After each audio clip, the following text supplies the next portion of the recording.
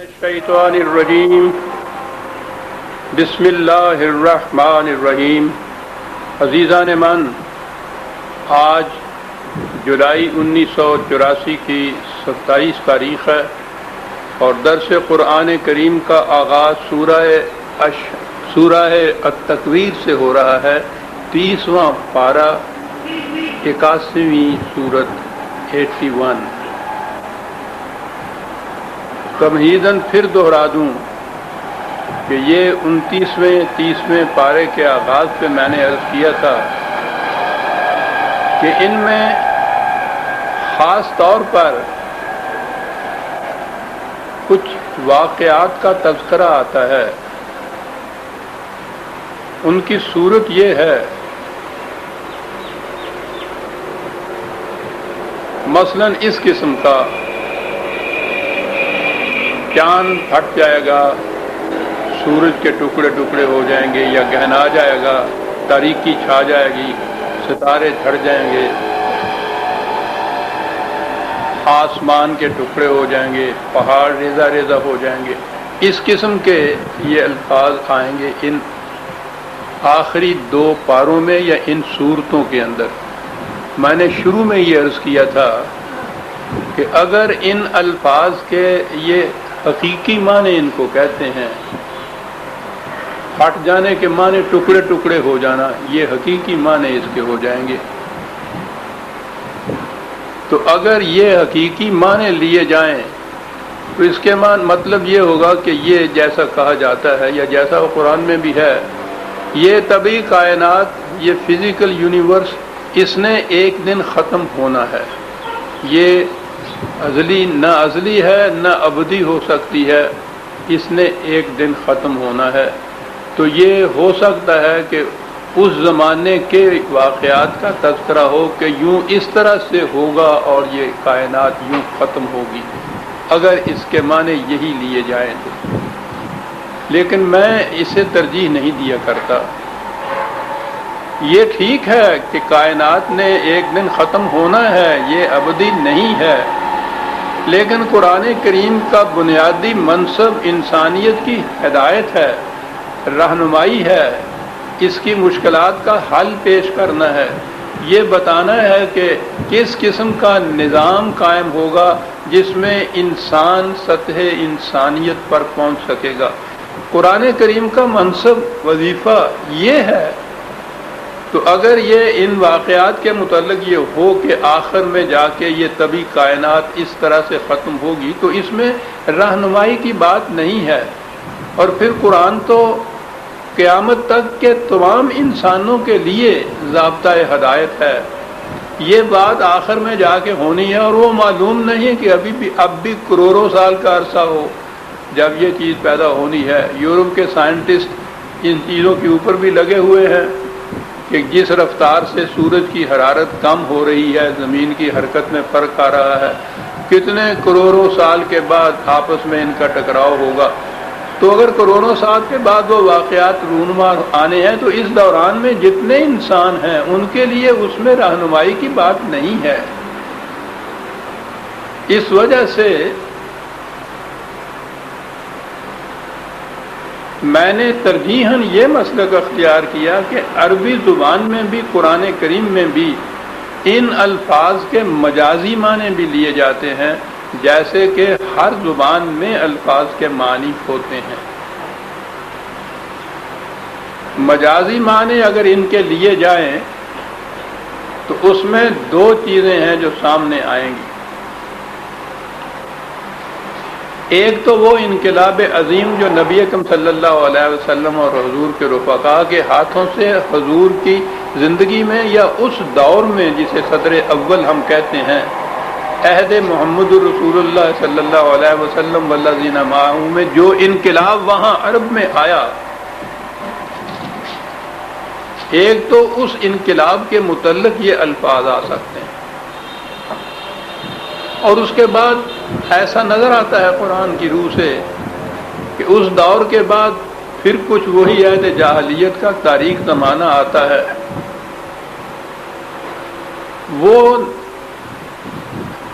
رسالت کے ہاتھوں یا نبوت کے ہاتھوں وہ انقلاب آیا تھا، اس کے بعد یہ تدریجاً انقلاب آئے گا، زمانے کے تقاضے آہستہ آہستہ انسانیت کو اس طرف لے آئیں گے، اور پھر وہ کوئی جماعت ہوگی جس کے ہاتھوں سے وہی دور دوبارہ آئے گا، یعنی قرآن کا دور، جب میں کہہ رہا ہوں وہی دور، مساوات انسانیہ کا دور، تعظیم و تکریم آدمیت کا دور، وہ دور پھر آئے گا۔ تو یہ جو الفاظ قرآن کے آئے ہیں، ان میں ان کے مجازی معنی لینے سے ایک تو وہ انقلاب جو اس دور میں آیا تھا اس پر یہ منطبق ہوتے ہیں، اور پھر اس میں ایسے انداز سے کچھ کہا گیا ہے کہ دوبارہ جب یہ انقلاب آئے گا تو اس کی بھی کچھ علامات اور کچھ نشانیاں قرآن نے دی ہیں کہ کس طرح سے تدریجاً وہ آہستہ آہستہ اس دور پر پھر انسانیت پہنچے گی۔ کیونکہ پہلا جو معنی ہے، یعنی آخر میں مادی کائنات نے کس طرح سے ختم ہونا ہے، میں نے عرض کیا ہے کہ اس میں چونکہ یہ رہنمائی کی بات نہیں تو میں وہ معنی نہیں لیتا۔ یہ جو دوسرے مجازی معنی لینے سے دو صورتوں کے یا دو انقلابات سامنے آئیں گے، ایک تو وہ جو نبی اکرم صلی اللہ علیہ وسلم کے زمانے میں اس دور میں انقلاب عظیم آیا اس کا ذکر ہے، اور پھر جب یہ دوبارہ انسانیت میں وہی دور اور وہی نظام آئے گا اس کے متعلق کہیے کہ جیسے پیش گوئی کہتے ہیں یہ چیزیں آئیں گی۔ تو ان تمہیدی تعارف کی چیزوں کو سامنے رکھ لیا جائے تو قرآن کریم کے آخری دو پاروں کی، بالخصوص یہ 30ویں پارے کی یہ جو صورتیں اور آیات ہیں، ان کے سمجھنے میں پھر دقت نہیں رہتی۔ میں اسی اصول کے مطابق میں نے قرآن کو سمجھا ہے اور اسی کے مطابق اپنے درس میں سمجھایا کرتا ہوں۔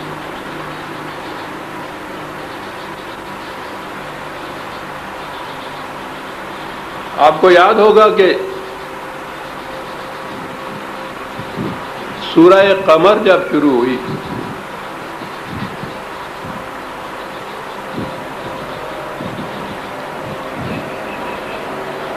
چون سورت کا نمبر جو تھا، اقتربت الساعۃ وانشق القمر، الساعۃ۔ تو ہمارے ہاں کے عام مترجمین یا مفسرین جو ان چیزوں کو قیامت کے متعلق ہی سمجھتے ہیں تو ان کا تو وہ ہے کہ قیامت آئی، اور پھر شق القمر کا معجزہ ہمارے ہاں جو بیان کیا جاتا ہے کہ رسول اللہ صلی اللہ علیہ وسلم نے انگلی سے اشارہ کیا اور چاند دو ٹکڑے ہو گیا، اس کے یہ معنی لیے جاتے ہیں۔ آپ کو یاد ہوگا جو اب آپ مسلسل درس میں آ رہے ہیں کہ یہ صورتیں، یہ آیتیں پہلے گزر چکی ہیں۔ میں نے عرض کیا تھا کہ یہ در حقیقت اسی انقلاب کا ذکر ہے جو حضور کے ہاتھوں سے برپا ہوا۔ عرب جاہلیت جس کی نمائندگی قریش کر رہے تھے، ان کا اقتدار اور دبدبہ اور جلال، وہ کسی کو سانس نہیں لینے دیتے تھے۔ ان کے مقابلے میں داعیہ انقلاب واقعہ کے اعتبار سے بھی ایک یتیم، ایک غریب، جب آواز اٹھائی ہے تو کوئی جسے کہتے ہیں سیکنڈ کرنے والا بھی نہیں تھا، یا تھے تو کوئی ایک آدھ رفیق۔ ابتدا میں کوئی جماعت بھی پیدا ہوئی تو غریبوں کی، ان کی جو غلام تھے قریش کے نزدیک جو بہت ایچ اور نیچ درجے کے قبائل سے متعلق تھے، اور چند نفوس، وہ 13 سال کا عرصہ، اور اس میں جو بدر کے میدان میں کل کائنات جو جمع ہوئی ہے تو وہ تاریخ یہی بتا رہی ہے نا کہ 313 تھے۔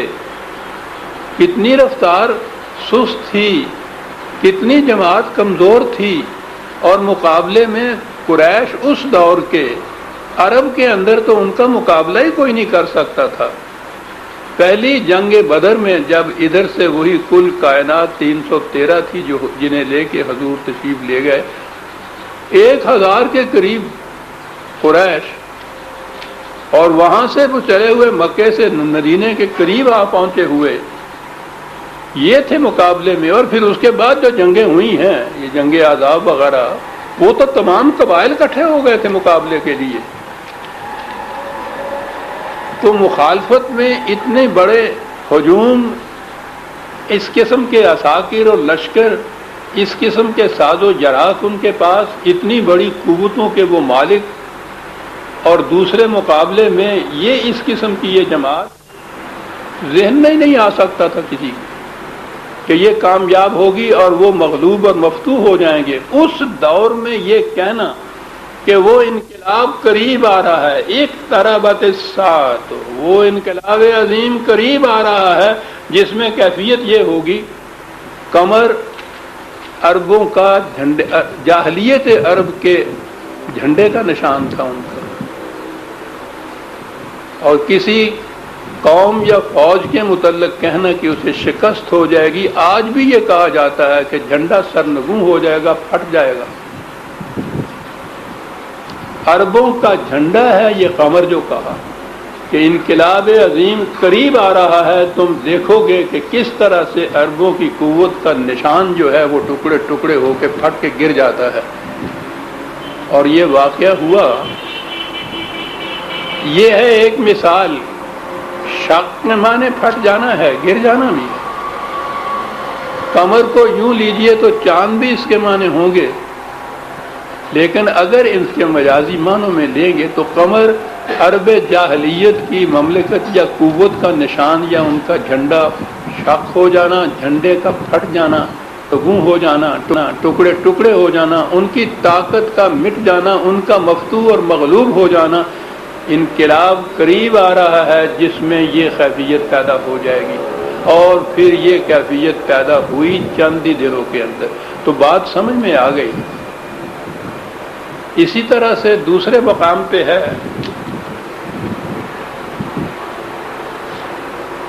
وہ ہے 75/9۔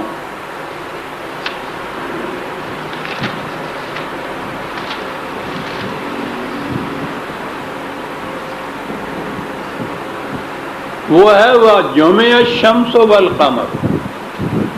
وہی اگر اس کے حقیقی معنی لیے جائیں تو یہ کہ چاند اور سورج دونوں اکٹھے ہو گئے، یہ ہے جو اس کے معنی لیے جائیں گے۔ اب اس پہ پوچھئے نہ ہے کہ کس قسم کی چیزیں سمجھ میں نہیں بات آ سکتی تھی۔ پھر وہی بات کہ پھر یہی قرب قیامت میں جب یہ کائنات، طبی کائنات جو ہے یہ تباہ ہوگی، تو اس وقت کی یہ کوئی بات ہے، ایسے ہوگا۔ اگر اس کے مجازی معنی لیے جائیں، جو کہ یہ مجازی معنی یہ نہیں ہے کہ خدا نہ کرے میں اپنی طرف سے لیتا ہوں، مجھے کیا حق حاصل ہے، یہ تو عربی مبین کی کتاب ہے، عربی مبین میں ہی یہ معنی لکھے ہوئے ہیں، ان کے لغات میں یہ معنی لکھے ہیں، ان کی کتابوں میں یہ معنی لکھے ہوئے ہیں، یہ مفہوم لکھا ہوا ہے۔ شمس ایران کے جھنڈے کا نشان تھا، سورج، اور قمر عربوں کا نشان تھا۔ یہ عرب اور ایران والے، ان میں اتنی دشمنی تھی کہ جیسا میں نے کئی دفعہ درس میں کہا ہے، ایرانی ان عربوں کے ساتھ دوستی تو ایک طرف، جنگ کرنا بھی باعث حد تک سمجھتے تھے اپنے لیے۔ بڑا کبر و ناز تھا، اور ہونا بھی چاہیے تھا صاحب، ایسی سلطنت، مملکت صدیوں سے جس کی تہذیب چھائی ہوئی تھی ساری دنیا پہ۔ دو ہی تو سپر پاورز تھی ساری دنیا میں اس زمانے میں، یا روم کی یا ایران کی، اور دونوں کے ساتھ ٹکراؤ تھا، عرب کی جماعت کا، حضور کی جماعت کا۔ تو شمس تھا ایرانیوں کے جھنڈا۔ ایران اور عرب میں آپس میں اس قدر بعد اور تفاوت، اور اس قدر دشمنی اور عداوت، اور اس میں کہا جا رہا ہے کہ وقت آنے والا ہے، خسف القمر، پہلے تو یہ ہے جسے کہتے ہیں کہ وہ گہن میں آ گیا، قمر گہن میں آ گیا، چاند گہن میں نہیں آ گیا۔ عربوں کی طاقت جو تھی وہ گہنا گئی، مان پڑ گئی، لیکن اس کے بعد پھر ہوا کیا؟ وَجُمِعَ الشَّمْسُ وَالْقَمَرُ، ایران اور عرب دونوں اکٹھے ہو گئے. اب اس کے بعد کی تاریخ جو ہے، اور وہ کوئی لمبے عرصے کی تاریخ نہیں ہے، چند سالوں کے بعد کی بات ہے. ایران کو فتح کیا، ایران اور عرب مل کر ایک مملکت بنی. یہی نہیں بلکہ اور علاقے جتنے روم کے بھی علاقے جو تھے، مصر وغیرہ کے علاقے بھی تھے، ان کو بھی اکٹھا کیا. لیکن عرب اور ایران کی تو دونوں مملکتیں اس طرح سے ملی ہیں کہ وہ ایک ہی سلطنت، ایک ہی مملکت، ایک ہی نظام، ایک ہی خلافت جسے ہم کہیں گے، یہ ہو گیا تھا. عرب اور شمس اور قمر کے جمع ہونے کا یہ تاریخ کا واقعہ ہمارے سامنے ہے.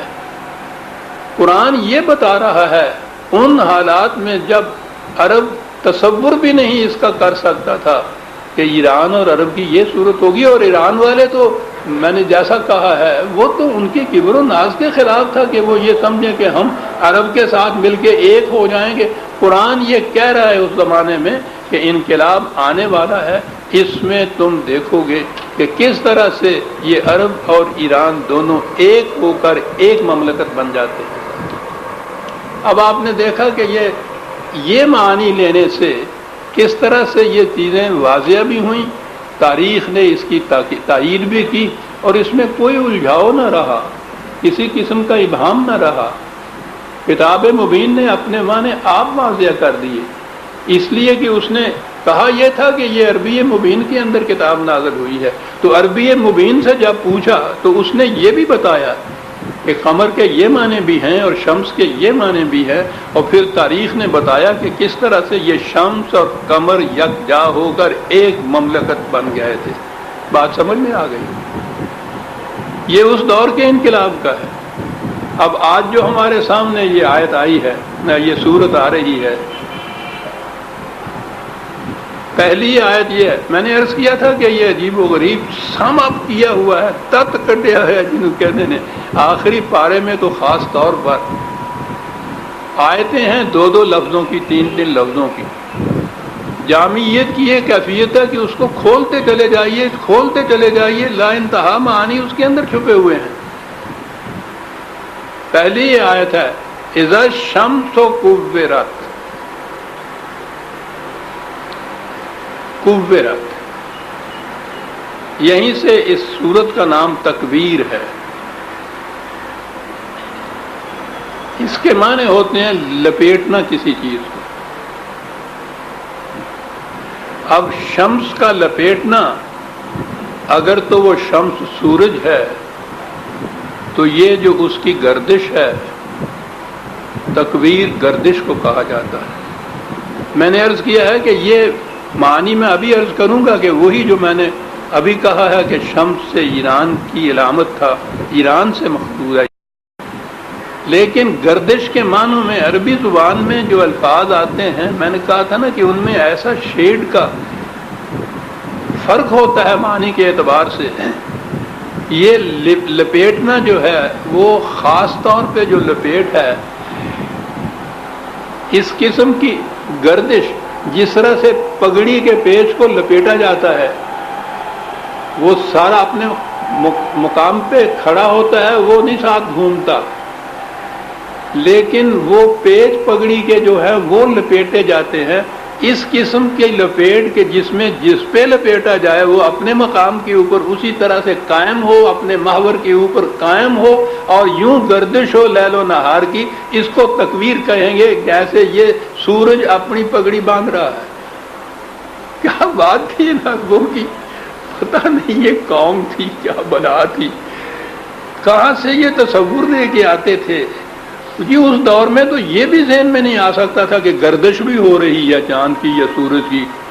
وہاں تو وہ جو روایت والے تھے انہوں نے کہا تھا، پوچھا کہ سورج شام کو رات کو کہاں جاتا ہے، تو انہوں نے کہا کہ یہ خدا کے عرش کے نیچے جا کے چھپ جاتا ہے، اور دوسری صبح پھر فرشتے کچو کے دے کے اس کو وہاں سے نکالتے ہیں. عام ذہن تو معاذ اللہ یہ رسول اللہ صلی اللہ علیہ وسلم کی تو حدیث نہیں ہو سکتی نا. عام ذہنی سطح یہ تھی کہ اس بات اس سے زیادہ ان کی سمجھ میں نہیں آتی تھی کہ سورج اس کے بعد جاتا کہاں ہے، غروب ہو جاتا ہے. انہوں نے یہ چیز وضع کی اور پھر جو ذہنی سطح یہ کہ جنہوں نے انتخاب کیا انہوں نے بھی اس کو یہ منتخب کر کے اپنے مجموعے میں داخل کر دیا، صحیح ترین حدیث ہو گئی جناب، اور پھر اس کے بعد ان سب نے بھی اس کو ایکسیپٹ کر دیا. تو گویا یہ ذہنی سطح سی عام لوگوں کی، اس کے مقابلے میں یہ وحی کی چیز آ رہی ہے، قرآن کی جو آ رہی ہے، کتنا تفاوت دونوں میں نظر آ رہا ہے. لیکن زبان کے اعتبار سے آپ دیکھیے کہ عرب کتنے آگے پہنچے ہوئے تھے. سورج کی گردش کو پگڑی کے لپیٹ سے تشبیہ دینا بڑی چیز ہے صاحب. گردش لیل و نہار جو ہے، میں سمجھتا ہوں کہ یہ بڑے سے بڑے شاعر بھی، ہمارے اقبال نے بھی یہ چیزیں لکھی ہیں، اس تشبیہ سے آگے نہیں جا سکے. لیکن میں نے جیسا عرض کیا ہے، معنی تو یہاں وہ مجازی لیے جائیں گے تو شمس کے تو معنی ہی ایران ہوگا نا. پھر ایران کا جھنڈا لپیٹا جائے گا. بڑا اعلان عظیم ہے صاحب. ذرہ ناچیز و تعمیر بیابان نگر، بہت بڑا دعویٰ ہے صاحب. عرب میں اتنی سی ایک کمزور جماعت کا، مختصر سی جماعت کا، شاید ابھی اپنی مملکت بھی قائم نہ ہوئی ہوگی اگر یہ مکی آیت ہے تو، یا زیادہ سے زیادہ ہوئی تو مدینے کی شہری مملکت میں اتنی مختصر سی کمزور سی جماعت کے ایک سربراہ کی طرف سے یہ اعلان عظیم کہ عرب کا جھنڈا تو گہنایا جائے گا ہی، یہ تو مان پڑے گا ہی، ایران کے جھنڈا بھی لپیٹ دیا جائے گا، لپیٹ دیا جائے گا. اذا الشمس کورت، یہ ایسا آ رہا ہے کہ جب یہ ہوگا تو وہ نظر آ رہا ہے کہ ہونے والے واقعہ کے متعلق جب یہ کہا گیا نا کہ جب یہ ہوگا تو آگے پھر آئے گی کہ بات کیا ہوئی. اذا الشمس کورت، میں نے عرض کیا ہے کہ قرآن کریم کا یہ جو اسلوب بیان ہے آج تک یہ طے نہیں کر پائے. یہ عرب اتنے بڑے بڑے ادیب عرب اور شاعروں کا تو ان کے ہاں پوچھو نہیں کہ کیا کمال تھا ان کے، نہ اس زمانے کے یہ ادیب، نہ اس کے بعد کے آج تک، نہ اس کے بعد باقی دنیا کے جنہوں نے عربی زبان کے اوپر اتنی دسترس حاصل کی، بڑے بڑے عالم عربی زبان کے ان کے ہاں موجود ہیں. آج تک طے نہیں کر پائے کہ قرآن کا اسلوب بیان ہے کیا، نہ یہ نثر ہے نہ یہ نظم ہے، اور دو ہی تو اسالیب ہوتے ہیں.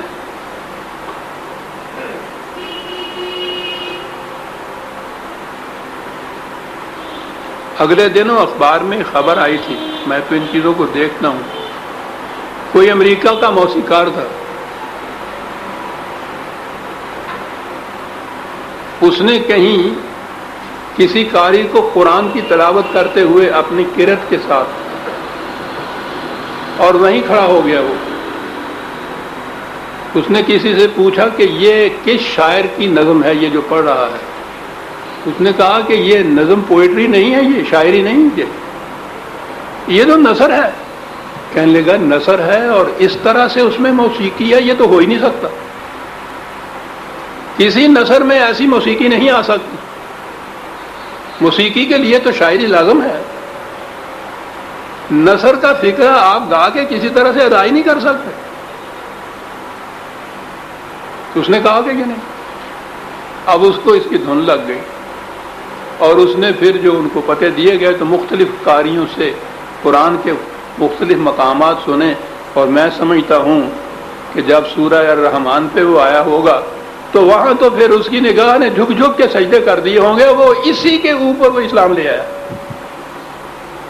قرآن کے اسلوب کے متعلق یہ بات طے نہیں ہے کہ یہ نثر ہے یا یہ نظم ہے، لیکن اس میں ردم اس قسم کا ہے کہ وہ موسیقار جو ہے، اور یہ جو قاری ہمارے ہاں آ کے وہ پڑھتے ہیں، آپ دیکھیے اگر آپ کو کچھ کلاسیکل موسیقی سے تھوڑا سا مس ہے تو آپ کو معلوم ہوگا کہ یہ اس میں راگ کتنا پرفیکٹ نکلتا ہے جو یہ قرت اس میں کرتے ہیں. عجیب چیز ہے، کوئی نثر کی کتاب ہے، موسیقی سے تعلق نہیں، اس میں قرت سے پڑھا جا رہا ہے، موسیقی کے پورے فن پہ پورا اتر رہا ہے. مجھے کچھ ہے اس سے لگاؤ. میں جانتا ہوں کہ جس کو حجاز کی قرت کہتے ہیں اور جس کو مصر کی کہتے ہیں، اس میں فرق کیا ہوتا ہے؟ وہ کلاسیکل راگ کا ہی فرق ہے۔ حجازی قرت بھیرو راگ میں ہوتی ہے اور مصر کی قرت بھیروی میں ہوتی ہے۔ جہاں سننے والے یوں جھوم اٹھتے ہیں نا، وہ حقیقت میں اس راگ کا وہ مقام آتا ہے جس میں واقعی جھوما جاتا ہے، اور پھر یہ شاعری نہیں، یہ اسلوب بیان کی میں بات کر رہا ہوں قرآن کی۔ معارف اور حقائق تو بات ہی کچھ اور ہوئی۔ میں نے یہ اس لیے بات چھیڑی تھی کہ یہی جو 4 5 10 آیتیں ہیں، آپ دیکھیے کہ کس طرح سے جسے آپ قافیہ کہتے ہیں اس انداز سے آتا ہے۔ اذا الشمس كورت واذا النجوم انكدرت واذا الجبال سيرت واذا العشار عطلت واذا الوحوش حشرت واذا البحار سجرت واذا النفوس زوجت واذا الموءودة سئلت بأي ذنب قتلت۔ کیا بات، کچھ سمجھ میں نہ آئے، صرف سننے سے ہی وجد آ جاتا ہے انسان کے یہ ہے کیا، اور شاعری نہیں۔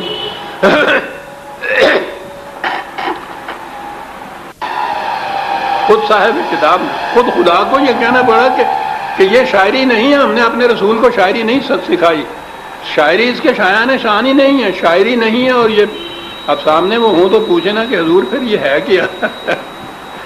اما تو چیزیں دیگری، بڑا عجیب لفظ ہے یہ جو کہہ گیا تھا خضر۔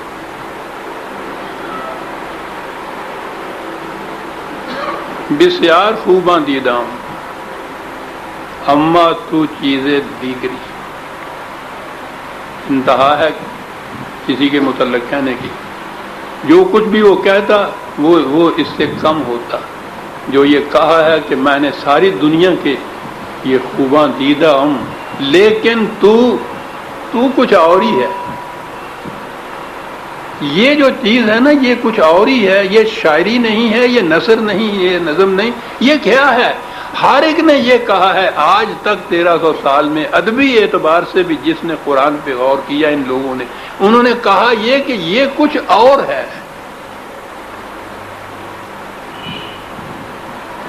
نیٹشے نے اس کو اپریشیٹ کیا، بہت بڑا جرمن فلاسفر تھا، اس نے بھی یہ کہا کہ یہ ٹھیک ہے، الہام کی زبان جو ہے وہ نہ شاعری ہوتی ہے نہ نثر ہوتی ہے، میں کوشش کرتا ہوں۔ اس نے آخری اپنی کتاب جو لکھی ہے نا 10 سے زرتشترا، عجیب کتاب، اس میں اس نے اپنے لیے ایک زبان قائم کی ہے خود، لیکن اس زبان کے اندر نہ شعر رہا ہے نہ نثر رہی ہے، دونوں کو چھوڑا ہے تو وہ کچھ رہا نہیں ہے۔ اس نے دونوں کو چھوڑا ہے تو وہ بھی پکار اٹھا کہ اما تو چیزیں دیگری، تو کچھ اور ہی ہے۔ یعنی انسانی ذہن تخلیقی طور پہ بھی وہ اسلوب نہیں وضع کر سکا جو قرآن کا ہے۔ اذا الشمس کورت، ایران کا جھنڈا لپیٹ دیا جائے گا،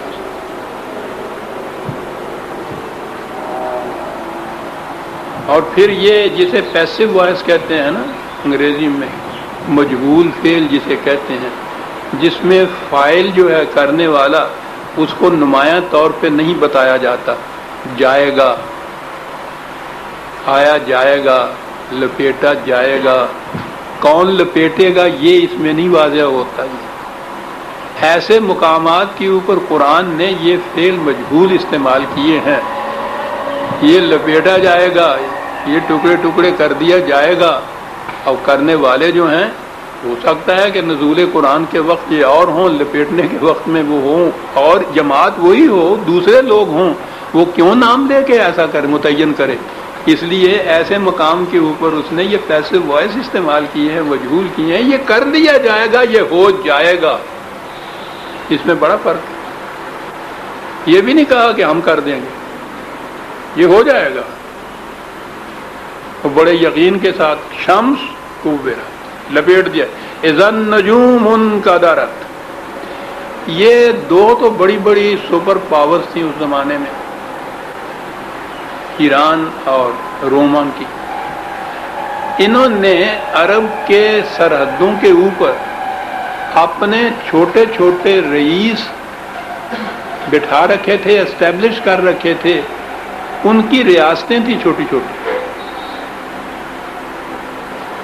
یہ جو پہلے ٹکراؤ ہوئے ہیں عربوں کے، نبی اکرم صلی اللہ علیہ وسلم یا مسلمانوں کے، ملت اسلامیہ کے پہلے ٹکراؤ، یہی جو سرحد کے اوپر ان کے واقعہ تھے، یہ رؤوسا غسان وغیرہ جن کو کہتے ہیں، یہ ان کے ساتھ یہ ہوا تھا۔ تو یہ بڑی بڑی پاورز نہیں تھی، نہ یہ قمر تھے نہ یہ شمس تھے، انہیں ستارے کہا کرتے تھے، یہ نجوم تھے۔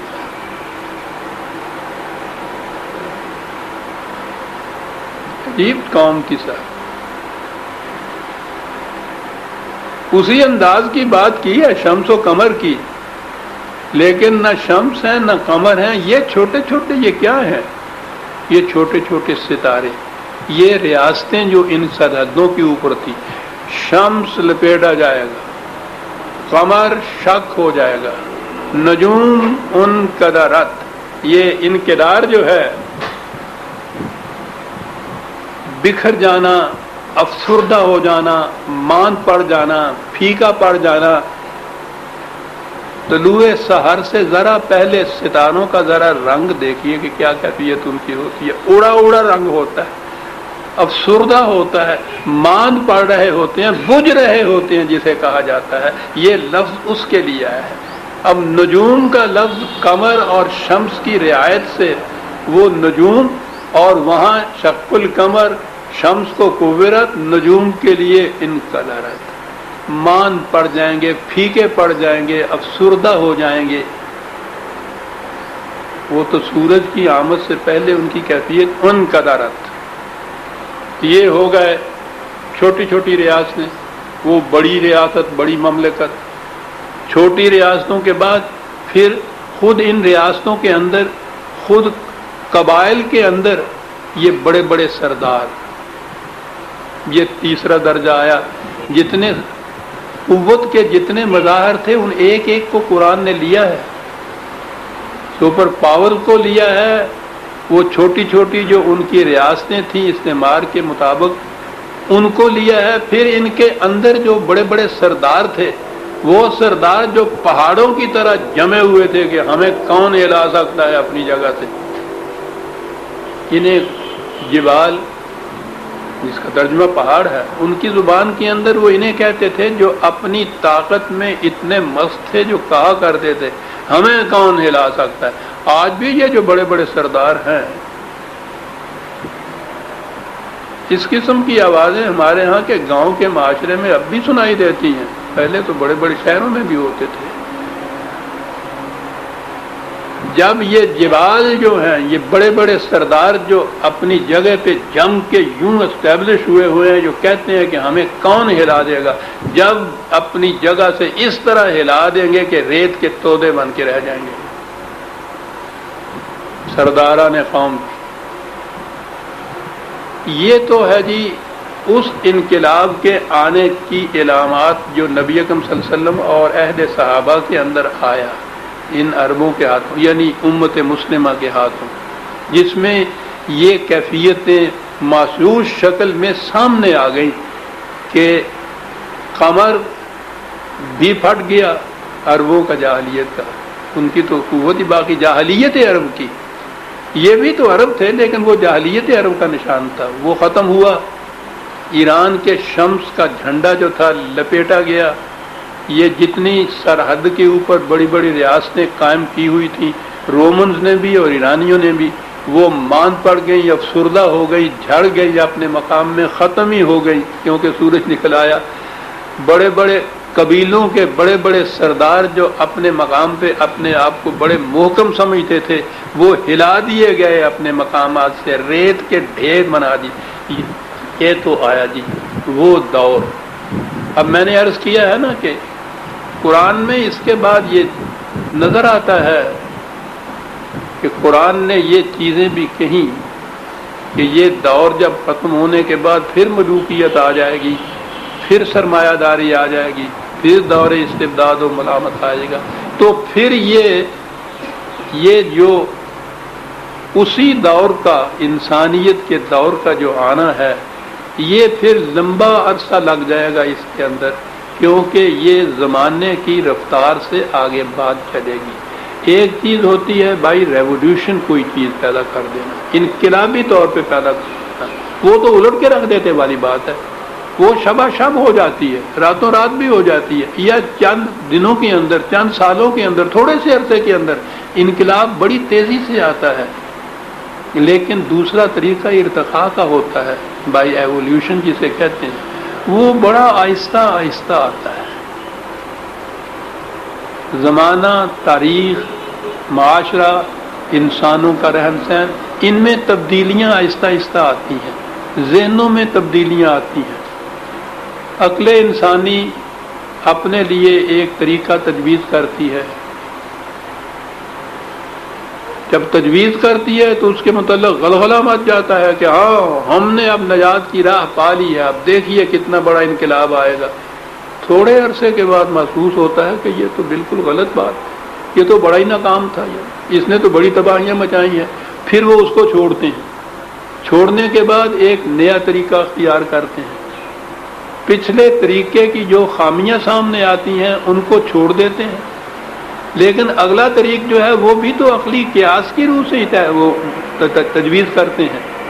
پھر وہ نیا طریقہ آتا ہے، اس کو آزماتے ہیں، کچھ عرصے کے بعد وہ ناکام ثابت ہوتا ہے، پھر آہستہ آہستہ ایک اور طریقہ تجویز کرتے ہیں۔ انسانوں کی ذہنی تاریخ یا زہر انسانی کی روح سے جو مختلف قسم کے نظام زندگی کے تجویز کیے انسانوں نے، وہ یہی تاریخ ہے کہ ایک نظام تجویز کیا، تھوڑے عرصے تک اس پہ عمل کیا، اس کی خرابیاں تباہیاں سامنے آئیں، اسے چھوڑا، پھر ایک نیا طریق تجویز کیا جس میں پہلے طریق کی خوبیاں تو لے آئے، اس کی خرابیوں کو چھوڑ آئے۔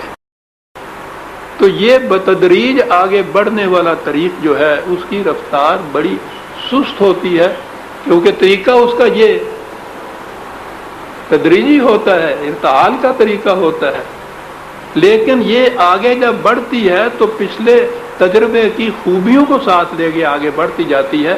اس کا ہر قدم جو ہے وہ وحی کے تجویز کردہ نظام کی طرف اٹھتا ہے۔ یہ عجیب چیز ہے۔ تاریخ کو قرآن نے بڑی اہمیت دی ہے، لیکن تاریخ کا مطالعہ اس نگاہ سے کرنا چاہیے کہ انسانوں نے عقل کی روح سے اپنے لیے کون کون سے نظام تجویز کیے، وہ نظام جو تھے انہوں نے کیا نتیجہ پیدا کیا، پھر انسانوں نے اس کے بعد کون سا نظام تجویز کیا، اس میں پہلے نظام کی خوبیاں کس طرح سے لائے، پھر اس نظام میں خرابیاں پیدا کس طرح سے ہوئیں، اور یوں بتدریج تاریخ آگے بڑھتی چلی آ رہی ہے۔ اس نقطۂ نگاہ سے تاریخ کا مطالعہ کیا جائے تو آپ حیران ہوں گے یہ دیکھ کے کہ ہر نیا نظام جو انسانوں نے تجویز کیا وہ ایک قدم قرآن کی طرف جا رہا ہے۔ اس نقطۂ نگاہ سے تاریخ کو مرتب کرنے کی ضرورت ہے۔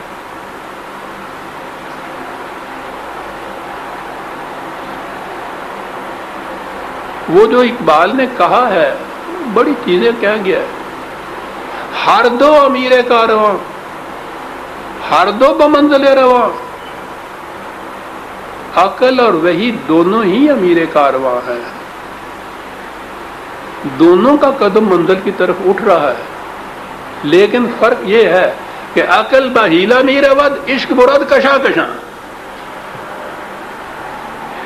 عقل کی روح سے اسباب و ذرائع کے ماتحت بہیلا بتدریج رفتہ رفتہ ٹھوکریں کھاتے، خون اور آگ کی خندقیں پیرتے، انسانیت کی ہڈیاں توڑواتے، کس قدر خون ریزیاں کرتے دیکھ رہے ہیں آپ، خون کے دریاؤں میں سے نہا کے نکلتی ہے انسانیت، عقل اس طرح سے لے جاتی ہے، اور عشق جو ہے وہ یوں لے جاتا ہے اسی طرح، اس لیے کہ وہ عقل کی روح سے بتدریج چیزیں نہیں تیار کرتا، حقائق پہلے دن سے وحی کی روح سے منکشف کر دیے جاتے ہیں۔ قرآن کے اندر کے حقائق عقل کے تدریجی طریق کا نتیجہ نہیں ہے، یہ حقائق ہیں جن کے اوپر سے پردہ اٹھا کے قرآن کے اندر محفوظ کر دیا گیا ہے۔ اس لیے عشق براد کشاں کشاں وہ کھینچ کے لے جاتا ہے، بتدریج نہیں لے جاتا، بس یہ فرق ہے۔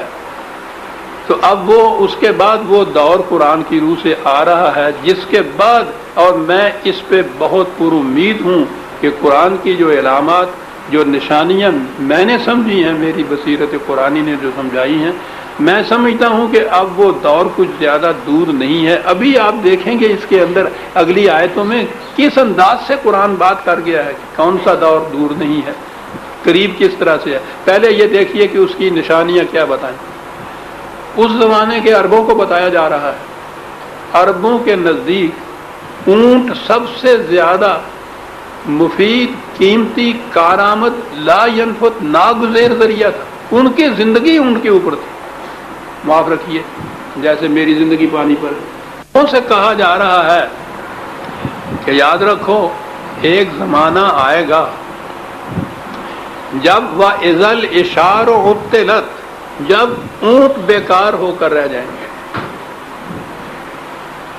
عزیزان من ذرا غور کیجئے، 1400 سال پہلے عربوں سے یہ کہنا کہ اب ایسا، کہ ایک دور ایسا بھی اس کے بعد آئے گا، بلکہ اونٹ ہی نہیں، اشعار کہا ہے، سب سے زیادہ کارآمد اور جو قیمتی اونٹنیاں ہوتی تھیں اس کے لیے یہ لفظ آتا تھا۔ اونٹ کے لیے تو 600 سے بھی زیادہ الفاظ ہیں عربوں کے ہاں۔ تو قیمتی بہترین قسم کی اونٹنیاں یا اونٹ جو ہیں وہ بیکار ہو کر رہ جائیں گے۔ اور پھر اطلاعات ہے، یہ نہیں کہ مرمر آ جائیں گے، اونٹ کہیں ملے گا ہی نہیں۔ اونٹ تو ہوگا لیکن وہ ہوگا بیکار، معطل کہتے ہیں نا جس کو، وہ اسے معطل کر دیا کہ ہوتا تو ہے وہ کام پہ نہیں جاتا۔ وہ کیا الفاظ ہے قرآن کے۔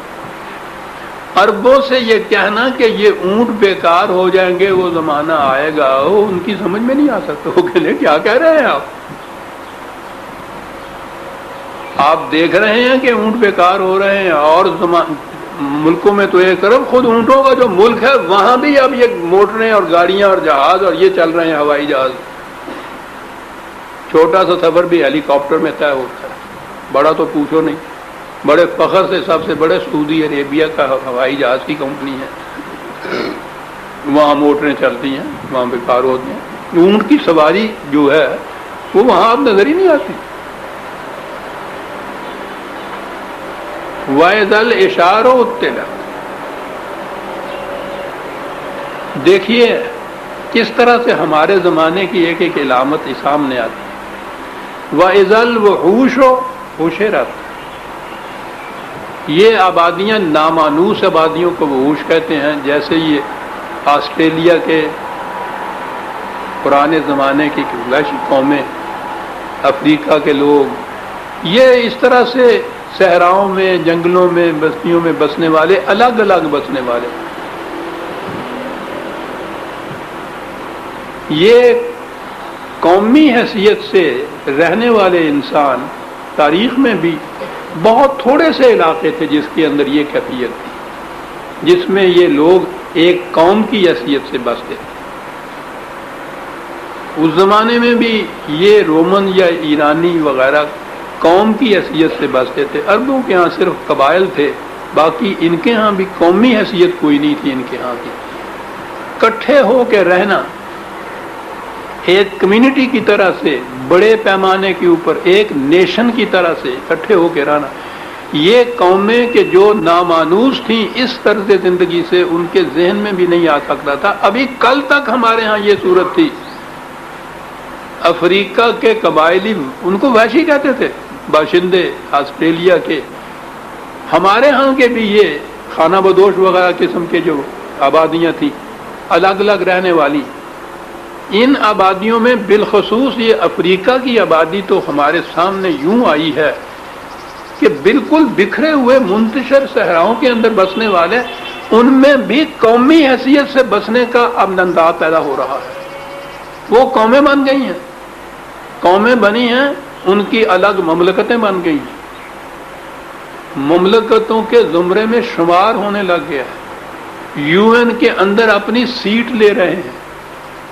کل تک جن کا ابھی نام بھی نہیں تھا، بعض مملکتیں ان میں ایسی وجود میں آتی ہیں جن کا نام تلاش کرتے ہیں وہ باقی دنیا سے کہتے ہیں کہ سانو دسیو کاکا جمے آگا نہ کی رکھیے، نام پوچھتے ہیں. یعنی اتنے نامانوس تھے وہ اجتماعی زندگی سے کہ تصور میں بھی نہیں ان کے آتا تھا. اس دور کے اندر وہ مشکل اب ایسے لوگ ملیں گے کہ جو اسی طرح سے اجتماعی زندگی سے نامانوس ہوں، ورنہ وہ بھی سارے اجتماعی زندگی سے مانوس ہوتے چلے جا رہے ہیں. وَإِذَا الْوُحُوشُ حُشِرَتْ، جب یہ اس طرح سے نامانوس اجتماعی زندگی کے یہ افراد جو ہے یہ اکٹھے ہو کے قومیں بننی شروع ہو جائیں گی. دیکھ رہے ہیں کیا کہہ رہا ہے قرآن اور کس دور کی یہ علامات بتا رہا ہے. وَإِذَا الْبِحَارُ سُجِّرَتْ، اس زمانے کے عربوں کے ہاں سمندروں میں کشتیاں چلتی تھی نا، اتنا بڑا سمندر، اس کے اندر وہ اتنی سی بات بان والی کشتی، کوئی یہاں کوئی وہاں. بڑی بڑی مملکتوں کی بھی تو کشتیاں ہی تھیں. اتنے سمندر میں اگر 10-20 کشتیاں بھی ہوں تو وہ بات کیا بنتی تھی، نظر ہی نہیں کہیں آتی تھی. سر کہا اس کے بعد وہ وقت آئے گا کہ سمندر بھرے ہوئے ہوں گے جہازوں سے. بہار سمندروں کو بھی کہتے ہیں، اور ان کے ہاں سمندروں کو کنارے پہ جو بستیاں بسی ہوئی ہوتی ہیں وہ ان کو بھی کہتے تھے. اس زمانے میں جب وہ سمندر میں کشتیاں ہی کہیں بعد بان ایک ایک دو جاتی تھی تو کنارے پہ بستیوں نے بس کے کیا کرنا تھا. جب موجودہ دور میں اب آپ دیکھیے سب سے بڑی اہمیت سمندر کو حاصل ہو گئی ہوئی ہے. ساری دنیا کا کاروبار سمندر پہ چل رہا ہے. سمندر کے کنارے کی بستیاں ممتاز ترین بستیاں بنتی چلی جا رہی ہیں. جب سمندر بھرے ہوئے ہو جائیں گے کشتیوں سے، جہازوں سے، اور ان کے کنارے کی بستیاں بہت زیادہ آباد ہو جائیں گی، یہ ان کی کیفیت ہوگی. وَإِذَا النُّفُوسُ زُوِّجَتْ، کیا بات ہے. قوم بھی بنے جسے مینز آف کمیونیکیشن کہتے ہیں، مواصلات، ایک دوسرے کے ساتھ رشتہ تعلق رابطہ قائم کرنے کے ذرائع. ہماری زندگی میں اس سے پہلے ذرائع کیا تھے؟ پوسٹ آفس کا کوئی ایک کارڈ، اور پوسٹ آفس کہاں ہوتے تھے؟ یہ آپ احباب تو لاہور والے ہیں، آپ نہیں سمجھ سکتے، ہم سے پوچھئے جو ہم گاؤں والے تھے. 10 میل پہ سے جا کے تو پوسٹ کارڈ لینا ہوتا تھا. ہفتے میں ایک بار کہیں وہ چٹھی آیا کرتا تھا، ہرکارا چٹھی سان. یہ وہ علاقے تھے جہاں گاؤں بہرحال 10-20 میل کے فاصلے پہ ہوتے تھے. جہاں یہ صورت نہیں ہوتی تھی وہاں کوئی ذریعہ ہی نہیں ہوتا تھا ایک دوسرے سے رابطہ قائم کرنے کا. مواصلات کے ذرائع ہی نہیں تھے. آج کیفیت یہ ہے، اپنے گھر میں اپنی میز پہ بیٹھے ہوئے لندن میں آپ بات کر رہے ہیں جیسے دوسرے کمرے میں بات ہو رہی. یہ اپنے ہاں کی ٹیلی فون کا ذکر نہیں کر رہا. آپ یہ کہہ دیں گے کہ ذرا کر کے تو بتاؤ. یہ وہ ٹیلی فون بگڑنا تو ایک طرف، ایسے بھی گھر میں ہے کہ گھر کے آدمی بھی ایک دوسرے سے بات نہیں کرتے. یہ ان کی بات نہیں کرتا. مینز آف کمیونیکیشن اتنے زیادہ کہ چاند پہ گیا ہوا جو ہے وہ زمین والا جو بیٹھا ہوا ہے اس کے ساتھ باتیں کر رہا ہے. باتیں ہی نہیں کر رہا. اس نے زمین والے میں وہ جو پہلے گئے تھے ان کے زمانے کا واقعہ اب تک یہ مجھے یاد ہے، لکھ کے رکھا ہوا. اس نے کہا کہ تو فلاں سے فلاں وقت کے لیے سو رہا تھا. یہ زمین والا اس کو کہہ رہا ہے چاند کے جہاز میں جو تھا، ابھی چاند کے اوپر نہیں اترا ہوا، چاند کے جہاز کے اندر جو تھا. اس نے کہا یہ کیا کہہ رہے ہیں؟ ان سے پوچھا گیا کہ یہ کس طرح سے، یعنی یہ بات کہ وہ سو رہا ہے کیسے تم نے بات کی؟ اس نے کہا کہ یہ ہمارے جو نبض کی بیٹنگ ہے، پلس کی، کہ یہ ریکارڈ ہوتی ہے. جاگنے والے اور سونے والے کی بیٹنگ میں فرق ہوتا ہے. اتنا عرصہ اس کی نبض جو تھی وہ اس رفتار سے چلی تھی جس رفتار سے سونے والے کی چلتی ہے. اس لیے میں نے اسے کہا تھا تو سو رہا تھا، اور وہ سچی بات تھی. یعنی کمیونیکیشن کی کیفیت یہ ہے کہ چاند میں بیٹھا ہوا یا خلا کے اندر جو جہاز کے اندر بیٹھا ہوا ہے وہ اگر سو بھی رہا ہے تو اس کا بھی پتہ چل رہا ہے نیچے والے کو. وَذَا النُّفُوسُ زُوِّجَتْ. جب یہ الگ الگ افراد جو ہیں وہ جڑ کے ایک ہو جائیں گے. اللہ خدا ہی کہہ سکتا تھا اس دور کے اندر. پھر عربوں کے دور کے اندر تو جو میں نے کہا ہے کہ وہ چٹھی رسانی اور یہ بھی صحیح ہے تو ہمارے ہاں انگریز کے زمانے کی بات ہے. اس سے پہلے تو ہمارے ہاں بھی نہیں تھی اور عربوں کے ہاں تو کل تک ابھی یہ بات نہیں تھی کہ کہیں کو چٹھی لے کے چلا جائے. وہاں ان سے یہ کہنا وَإِذَا النُّفُوسُ زُوِّجَتْ. وقت شیخ صاحب ابھی کتنا دیں گے آپ؟ نہیں. پھر آگے بات وہ آتی ہے کہ بڑی اہم بھی ہے بڑی نازک بھی ہے, عقلی اعتبار سے بھی بڑی عظیم ہے اور جذباتی اعتبار سے بھی بڑی شدید ہے. اور شیخ صاحب کہتے ہیں کہ وقت 2-1 منٹ کا ہے. بات کو چھیڑ کے درمیان میں نہیں چھوڑنا چاہتا, وہ ایسی بات نہیں ہے. ہمارے دور کی سب سے اہم بات ہے جو آگے آ رہی ہے. تفسیر اور تشریح بعد میں عرض کروں گا. عربوں کے ہاں بیٹی کا پیدا ہونا, اس سے اندازہ لگائیے کہ عورت کا مقام ان کے ہاں کیا تھا. بیٹی کو پیدا ہونے کے بعد فوری زندہ گاڑ دیا جاتا تھا, زمین میں دفن کر دیا جاتا تھا. یہ تھا مقام عورت کا عربوں کے ہاں. اس مقام پہ قرآن اس لڑکی کو نہیں صرف لیتا جس کو گاڑ دیا جاتا ہے, بات عورت کی کرتا ہے کہ جس کے مقام کے لیے اس سے بہتر تصویر کشی نہیں ہو سکتی کہ اس لڑکی کا ذکر کیا جائے جس کو زندہ گاڑ دیا جاتا تھا, اس لیے کہ مردوں نے ہمیشہ عورت کو زندہ گاڑا ہے.